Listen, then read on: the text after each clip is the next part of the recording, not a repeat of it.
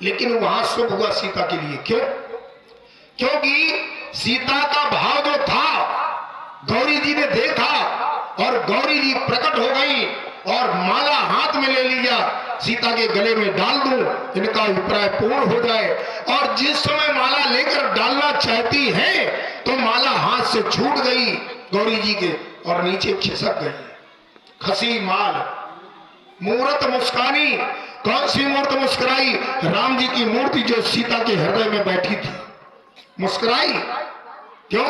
एक बार पति पर धर्म चला गया था गौरी जी का, आज फिर भी वही बात होने वाली थी। ये कहो अच्छा कि माला खिसक गई, गिर गई। प्रेमियों, गौरी जी ने बड़ा सुंदर शुभ आशीर्वाद दिया और इसके बाद सीता सखियों के साथ स्थान में आई और वहां पर राजागण बहुत इकट्ठा थे जनकपुर में। यहां तक कि बताया गया है कि भूप सहस 10 एक ही बारा लगे उठावन तरही नटारा। 10,000 राजागणों ने बल लगाया। कितना बड़ा धनुष था, इतने राजागणों ने बल लगाया। अरे भैया ध्यान दो, एक ही बारा, एक ही दिन में अलग अलग राजागणों ने बल लगाया, एक बार में नहीं। और यहां तक कि उठाने चढ़ाने तोड़ने की बात दूर थी, तिल भर भूमि नहीं छोड़ा सके। तिल भर, तिल भर। प्रेमियों, महाराज जनक जी को बड़ा ही आवेश हुआ। यदि मैं ऐसा पहले जानता तो मैं ये प्रण नहीं करता। और 3 लाभ थे इस धनुष के टूटने पर। 3 कौन कौन से? कुंवरी मनोहरी विजय बड़ी, कीरति अति कमनीय, पावनी हार बिरंच जन, रचो न धनु दमनी। देखो 3 लाभ थे, 3 लाभ थे, लेकिन किसी को ये लाभ अच्छे नहीं लगे। इतनी सुंदर कन्या मिल गई होती और इसके साथ साथ इतने राजा गणों में विजय हो जाती, संसार में यश फैल जाता, कीर्ति फैल जाती। लेकिन काहू काहू यहू लाभ ना भावा, काहू न संकरु चाप चढ़ावा। किसी को ये लाभ अच्छे नहीं लगे और ये भगवान का शिव का चाप धनुष किसी ने भी नहीं उठाया। चलो ठीक है, यदि ऐसी विडंबना है तो एक काम करो, तजहु आस अब निजे निजे गृह जाहू, अलिखान विधि भय देही विवाहो। घर छोड़, मानो घर से आए होगे, घर छोड़ते समय विचार किया होगा सीता से नाता जोड़ेंगे धनुष को तोड़ करके। धनुष नहीं टूटा, सीता से नाता नहीं जुड़ा। ऐसा न करना, कुएं में गिर जाओ, नदी में गिर जाओ। तो जब आस निज निज गृह जाओ, अपने अपने घर जाओ।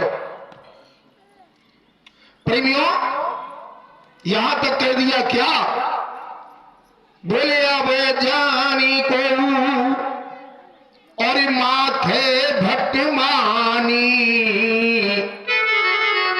बोले वीर तिहीन मही में जान। और तो सब बैठे सुन रहे थे, लेकिन लक्ष्मण को सुनने का बस नहीं था। खड़े हो गए और माथे लखन ये कुटिल भई भऊ है, रदपुट फरकत नयन रिसऊ है, रदपुट फरकत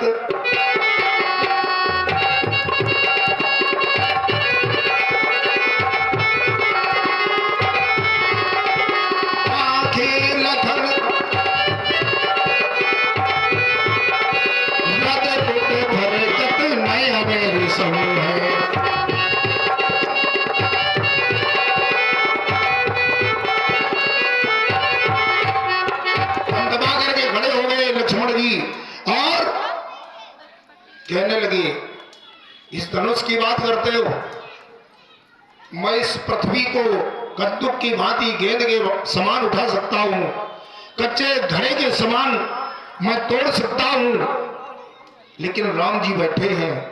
राम जी ने सांत्वना प्रदान करी, लक्ष्मण सावधान, किससे लड़ते हो, ये तुम्हारे पिता के समान है। प्रेमियों, लक्ष्मण को शांत किया और महाराज विश्वामित्र को मौका मिल गया। विश्वामित्र समय शुभ जाने। अब आप लोग विचार करो, कौन सा समय शुभ था? क्या पहले शुभ समय नहीं था? धनुष जब रखा गया था, कौन सा समय शुभ था? बृहस्पति को धनुष के पास लगा रखा था रावण ने। किसी भी राजा से धनुष उठना नहीं चाहिए। क्यों? मेरी मृत्यु, मेरा मोक्ष, मेरी मुक्ति राम से होना। यदि दूसरे राजा से धनुष उठ गया तो मेरा मोक्ष नहीं होगा। इसलिए बृहस्पति को लगा रखा था। बृहस्पति ने उस धनुष को रोक रखा, किसी राजा से उठा नहीं, हिला नहीं।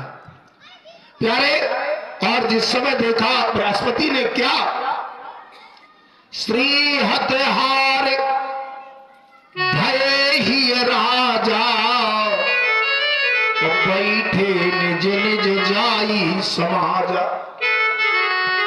सभी राजा ने हार मान गए, अपनी अपनी समाज में बैठ गए। तो बृहस्पति ने देखा बड़ा सुंदर मौका है, रावण को खबर दे दे।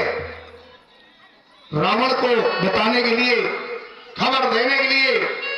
और प्यारे, जिस समय पहुंचते हैं, जिस समय पहुंच रहे हैं, तो क्या हुआ?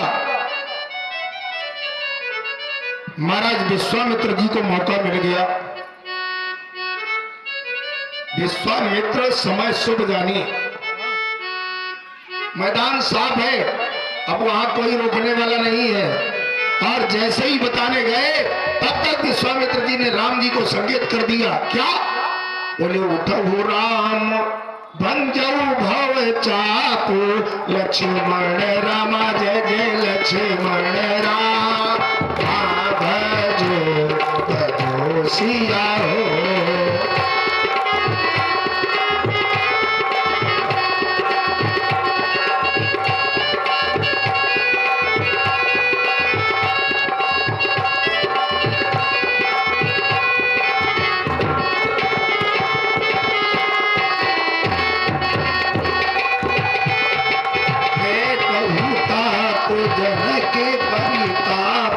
लक्ष्मण राम जय लक्ष्मण राम, भजो भजो सिया हो।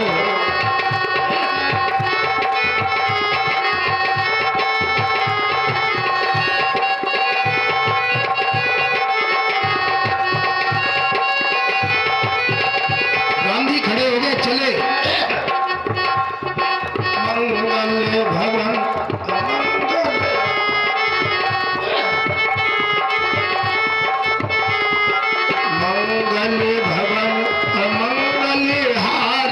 लक्ष्मण राम, भजो भजो सिया हो।